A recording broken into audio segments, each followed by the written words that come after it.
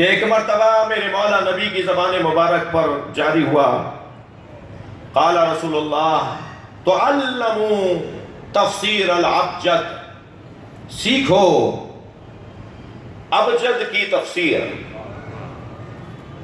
ابجد الف بے بے تے، سمجھو کہ الف کا مطلب کیا ہے، جی سمجھو کہ بے کا مطلب کیا ہے، سمجھو تے کا کیا مطلب ہے، جیم کیا ہے، ہا کیا ہے، خا کیا ہے۔ تو علموا تفسیر الابجد، ابجد کا علم اور تفسیر سمجھو۔ فإن فیہ العجیب، نبی کا فرمان، کیونکہ اس میں عجائب پائے جاتے ہیں، اس میں بڑے پیغامات پائے جاتے ہیں۔ قالو، اصحاب نے کہا وما تفسیرها یا رسول اللہ، یہ ابجد کی تفسیر کیا ہے؟ جیسے ہی کہا نا کہ یا رسول اللہ ابجد کی تفسیر کیا ہے، آپ فرما رہے ہیں کہ تفسیر ابجد ہم سمجھیں، ابجد کی تفسیر اور تشریح سمجھیں، کیا ہے تفسیر؟ میرے مولا نبی نے مولا علی کی طرف دیکھ کر فرمایا عجب یا علی، یا علی تم جواب دو۔ یہ علی کے علاوہ میں دعویٰ کرنے کو اچھا نہیں سمجھتا، مگر یہاں میں لفظ دعویٰ کہے بغیر کہہ دیتا ہوں کہ میں جاننا چاہتا ہوں طالب علمانہ انداز سے کہ کوئی ایک مثال دکھاؤ کہ نبی کے ہوتے ہوئے نبی نے کسی صحابی سے کہا ہو کہ جواب تم دو۔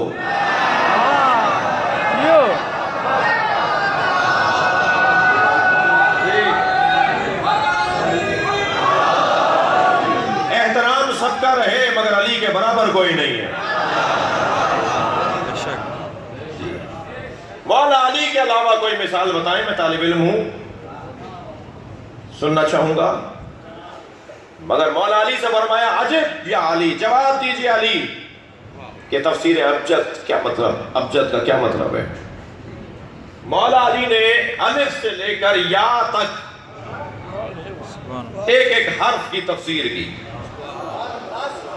مجھے ایک جملہ کہنے دیجئے، جو علی سے دور ہوگا نا وہ اسلام کی الف بے سے بھی ناشنا ہے۔ الف بے پے، پے تو عربی میں نہیں ہے، الف بے تے سے جیم، میرے مولا الف بے پڑھا رہے ہیں امت کو۔ فرمایا فالالف فعلاء اللہ، مولا علی کا الف سنا دیتا ہوں، پھر میرا مضمون بے نہیں ہے، میرا مضمون تے نہیں ہے، میرا مضمون تو محمد ہے۔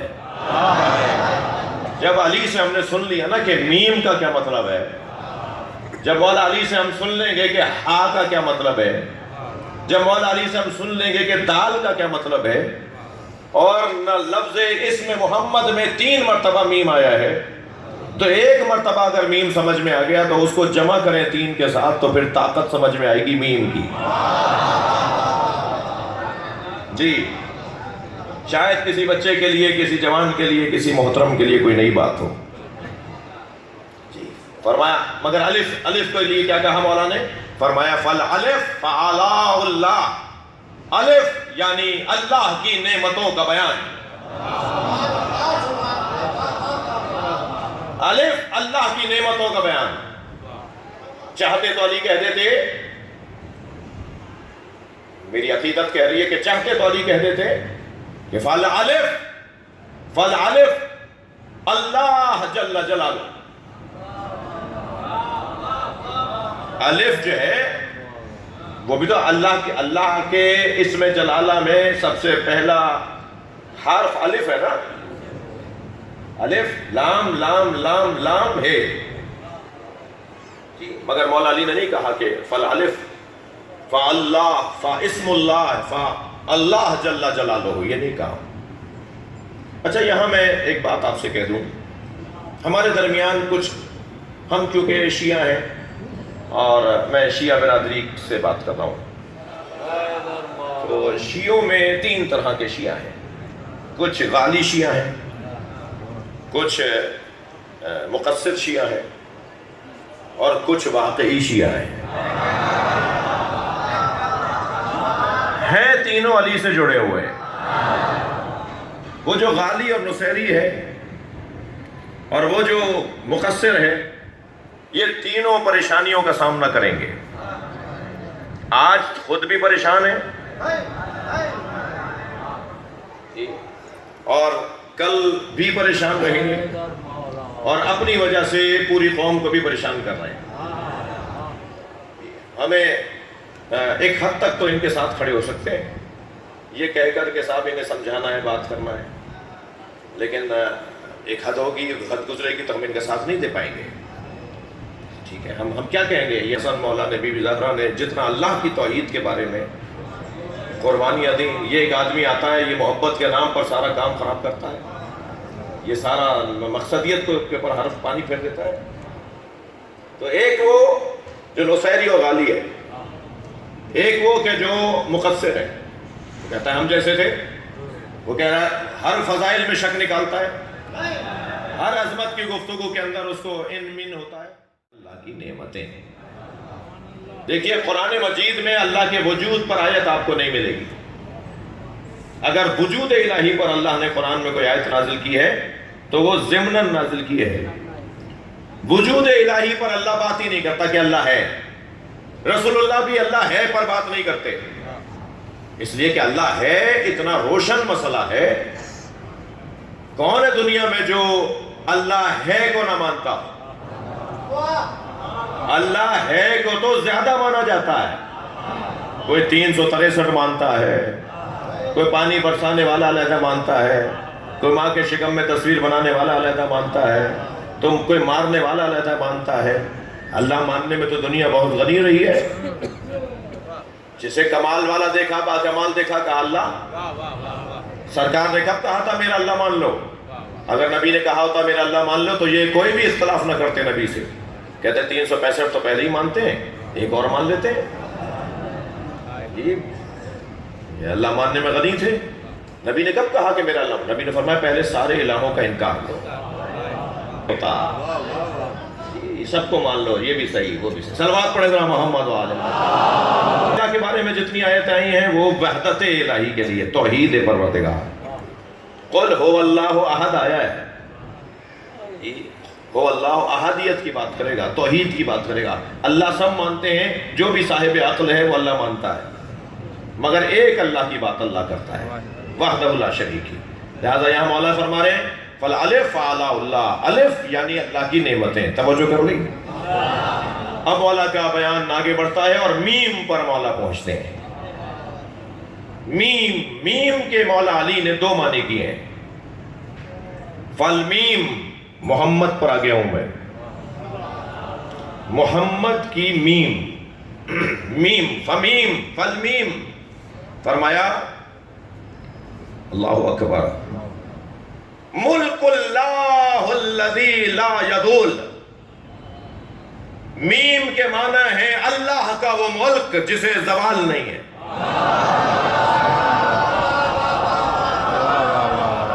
بہت شکریہ، آپ نے سنا. لفظ محمد کی تشریح کرنے جا رہا ہوں. بحر الانوار میں یہ روایت، علماء نے اس روایت کو لکھا ہے فالمیم ملک اللہ الذی لا یذول. میم کا مطلب 2 معنی مولا نے دیے. ایک یہ معنی، اور میں آج اسی ایک معنی پر بھی پورا اتر جاؤں، یعنی میں آپ کو یہ اپنی نوکری پوری کر دوں آج کی تو بھی غنیمت ہے. دوسرے معنی جو علی نے بیان کیے ہیں اس کے لیے یقیناً وقت نہیں ہے. ملک اللہ الذی لا یذول، میم کے ایک معنی. میم کے دوسرے معنی، توجہ، اللہ اکبر.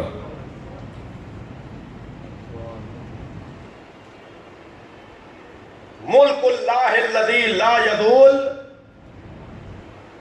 دوام اللہ الذی لا یفنا. میم کے دوسری معنی اللہ کی دیمومیت اور دوام کہ جسے فنا نہیں ہے. اب یہ 2 معنی مولا کائنات نے کیے میم کے. ابھی ہاں نہیں ہے، ابھی میم دوبارہ آنا ہے، پھر دال دوبارہ آنا ہے. میں لفظ محمد بھی شاید پورا نہیں کر پاؤں گا. محمد کے پہلا معنی لیے ہیں میرے مولا علی نے، ملک اللہ الذی لا یذول، اللہ کا وہ ملک جسے زوال نہیں ہے. نبی کے نام میں آنے والے حرف میم کی تشریح ہے کہ خود محمد مصطفیٰ کے اندر جو اللہ نے صلاحیتیں رکھی ہیں یہ محمد مصطفیٰ نہیں ہے بلکہ محمد کی میم اللہ کے ملک لا یزول کی نشانی ہے۔ کرام اور کبار صحابہ تشریف فرمائے، امام نے خطبہ ارشاد فرمایا، کہا جی آپ نے کہا تھا کہ آپ خطاب فرمائیے، حضرت نے خطبہ ارشاد فرمایا، نحنو ذریۃ من آدم، میں اپنا تمہیں تعارف کرواتا ہوں، میں آدم کی اولاد ہوں۔ عجیب لگ جائے، ویسے اس خطبے میں میرا مضمون اس وقت خطبہ سنانا نہیں ہے، امام حسن کا جو خطبہ ہے نا دربار میں، تو وہ میرا مطلب میرا اس وقت موضوع نہیں ہے، میں اصلی مضمون سے دور ہو جاؤں گا، مگر چند جملے عرض کر رہا ہوں، اور اسے دلیل کے طور پر کہ مالک اپنے مملوک پر کبھی کبھی اثر دکھاتا ہے، وہ نہیں مانے لیکن وہ منوا لیتا ہے، وہ اگر نہیں مانے گا تو وہ منوانا بھی جانتا ہے، یعنی یہ والی کیفیت ہے۔ حضرت فرمایا نحنو ذریۃ من آدم، ہم آدم کی اولاد ہیں۔ مولا سے ہاتھ جوڑ کر کے مولا یہ جو اتنے سارے وہاں لوگ بیٹھے تھے سب آدم کی اولاد ہیں، مگر شاید امام یہ فرما رہے ہیں کہ جو اپنے آبا و اجداد کی روایات پہ رہے وہی اولاد کہلاتا ہے۔ ایک پہلو نحنو حزب اللہ الغالبون، مولا حسن فرما رہے ہیں ہم اللہ کا وہ لشکر ہے جو ہمیشہ غالب رہتا ہے۔ پھر خطبے کے اختتام پر ایک مرتبہ امام نے جب ایک سانس لیا، ایک توقع فرمایا تو آواز آئی کچھ اور بھی کہنا ہے، تو حضرت نے فرمایا لو شئت لجعلت عراق شاما و شام عراقا والمرأة والامرأة رجلا ورجلا امرأة، اگر میں چاہوں تو عراق کو شام بنا دوں، شام کو عراق بنا دوں، میں چاہوں تو عراق کو شام بنا دوں، شام کو عراق بنا دوں۔ گویا امام فرما رہے ہیں میں چاہوں تو زمین کا جغرافیہ بدل دوں، میں چاہوں تو دنیا کا نقشہ بدل دوں، تم تو مجھ سے سب کچھ لے کر سمجھ لو کہ میرے پاس کچھ نہیں رہا۔ علامہ اقبال کہتے ہیں تا نشینت آتش پیکاروں کی، جی علامہ اقبال کا ہی عقیدہ ہمارا عقیدہ ہے، صلح امام حسن کے بارے میں ہمارا وہی عقیدہ ہے جو اقبال کا عقیدہ ہے۔ مولا حسن نے بیعت کسی کی نہیں کی۔ علامہ اقبال کیا کہتے ہیں؟ اقبال کہتے ہیں تا نشینت آتش پیکاروں کی، پشت پازت برسرے تاج و نگین، جنگ کی آگ ٹھنڈی ہو جائے بس، اس کے علاوہ کوئی اور مطلب نہیں تھا، اس لیے حسن مجتبیٰ نے تخت و تاج کو لات ماری ہے۔ امام فرماتے ہیں میں چاہوں لو شئت لجعلت عراق شاما، عراق کو شام، شام کو عراق بنا دوں۔ اور اس کے بعد والا جملہ سنیں، فرماتے ہیں وَالرَّجُلَ اِمْرَأَ وَإِمْرَأَ رَجُلَ، میں چاہوں تو مرد کو عورت بنا دوں، عورت کو مرد بنا دوں۔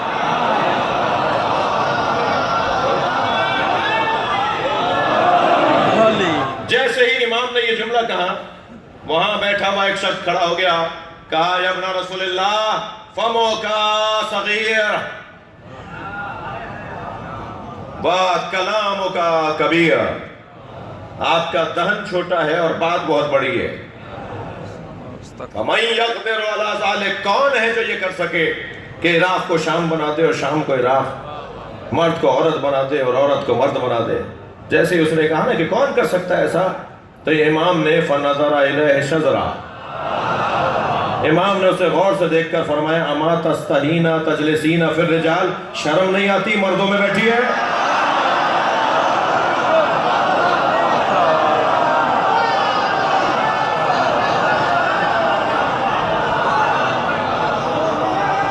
صلوات پڑھیں محمد و آل محمد۔ آج ایک آواز آئی کہ اس کے بعد بھی کچھ کہیں گے، حضرت نے فرمایا میں چاہوں تو اوروں کو بھی یہی کیفیت میں ڈال دوں، میں نے ذرا احتیاط کی ہے۔ صلوات پڑھیں محمد و آل محمد۔ میرے مولا حسن اپنا تعارف فرما رہے ہیں احمد و ضمیری، میں حسن وہ ہوں جس کا ضمیر محمد مصطفیٰ ہے۔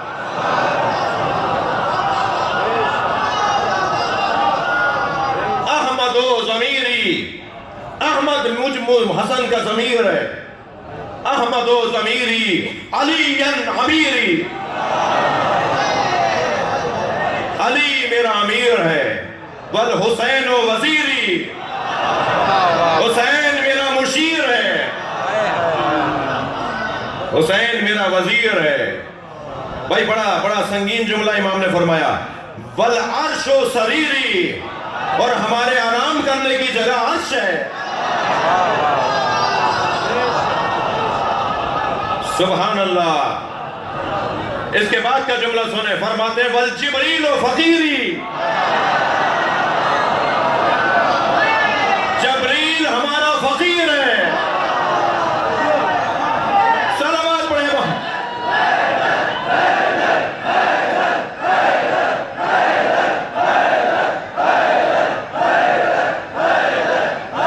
بلندر صلوات محمد و آل محمد.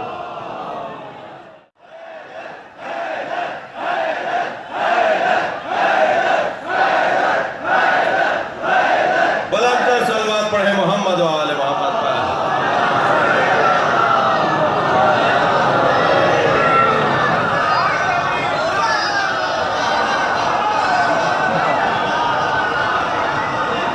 جو ہمارے بچوں کا مقابلہ نہیں کر سکتا. صلوات پڑھیں محمد و آل محمد.